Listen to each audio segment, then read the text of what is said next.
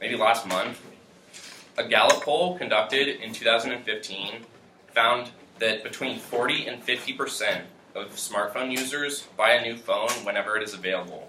This is usually less than 2 years. Because of the enormous amount of cell phones that have been produced in just the last 10 years, they have become a top contributor to the world's production of electronic waste, or e-waste.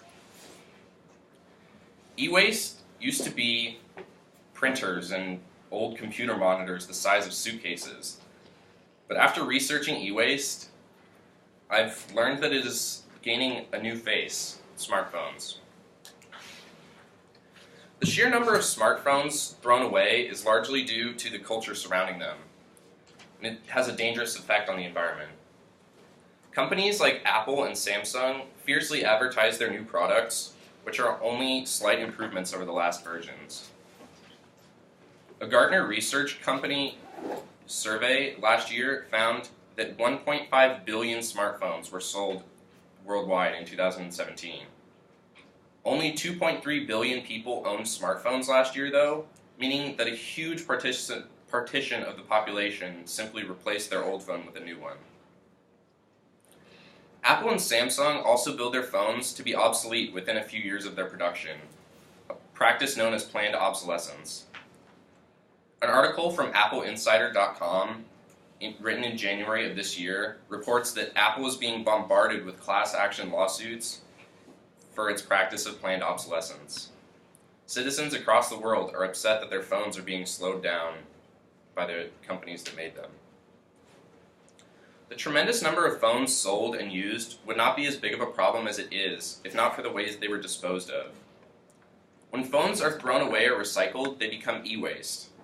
Most e-waste is simply thrown in landfills and left to fall apart over centuries. The toxic metals in the electronics seep into the soil over time. PBS.org published an article in May of 2016 detailing its tracking of e-waste across the globe.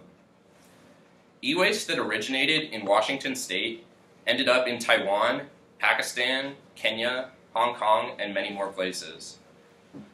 The workers that break down the e-waste in these places are a part of the informal sector of the economy.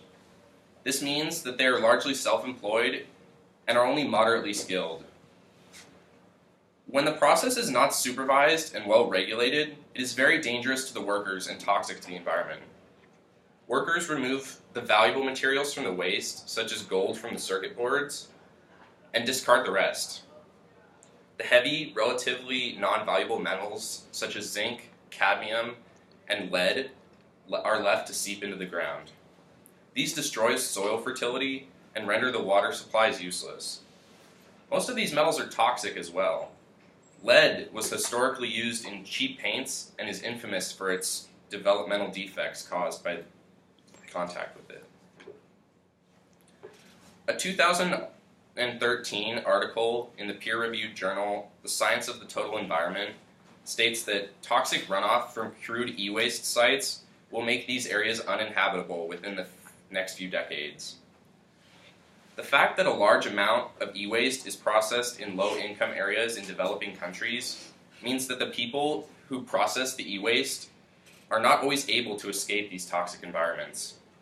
Even if they can, sometimes they stay because they need the wages that come from processing e-waste. Obviously, we need a more environmentally sustainable way to dispose of e-waste. Part of the reason that e-waste is so callously disposed of in many countries is that there are no laws or regulations to the contrary. An article written in 2013 by two University of Nairobi professors for the Emerald Insight discusses the implementation of e-waste recycling laws in Kenya. Firstly, the authors write that the Public Procurement and Disposal Act, passed in Kenya in 2005, failed to meaningfully reduce the amount of e-waste because of a lack of enforcement of the law. The Kenyan capital of Nairobi currently is developing a strategy to deal with the e-waste in conjunction with the United Nations Environmental Program. If this set of laws is introduced and enforced, it could see more recycling sites, and harder penalties for e-waste left in landfills. Proper implementation of e-waste recycling could deeply decrease the amount of e-waste that is actually wasted. Dr. Pejman Hadi and his colleagues at the Hong Kong University of Science and Technology published an article in 2013 about recycling circuit boards. They discuss how the non-metallic parts of circuit boards are usually left to rot in landfills while the metallic parts are taken out. In the article, though, they detail how these non-metallic parts of circuit boards can now be recycled by other parts of industry.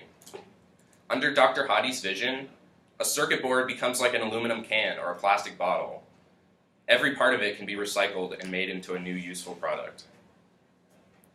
While doctors and professors have a great vision for the future of e-waste, it takes government agencies like the EPA for them to be enforced. The EPA website details the 7th annual meeting of the International E-Waste Management Network, which occurred in October of 2017. Unlike some previous talks, this meeting stressed the importance of engaging the informal sector of the economy in shaping the international response to e-waste. I'm almost positive every single one of you has a cell phone of some kind in your pocket. Big tech companies that made them are unlikely to change their business practices anytime soon unless they are met with resistance. Our generation is the largest consumer of smartphones in history, and we have the power to affect change. We should all wait a little longer before buying a new phone, and we should all ask ourselves if we even need that new phone at all. If we as a generation agree to lessen our contribution to e-waste, it won't be long before companies and countries follow suit. Each and every one of us has the power to save the environment, one smartphone at a time.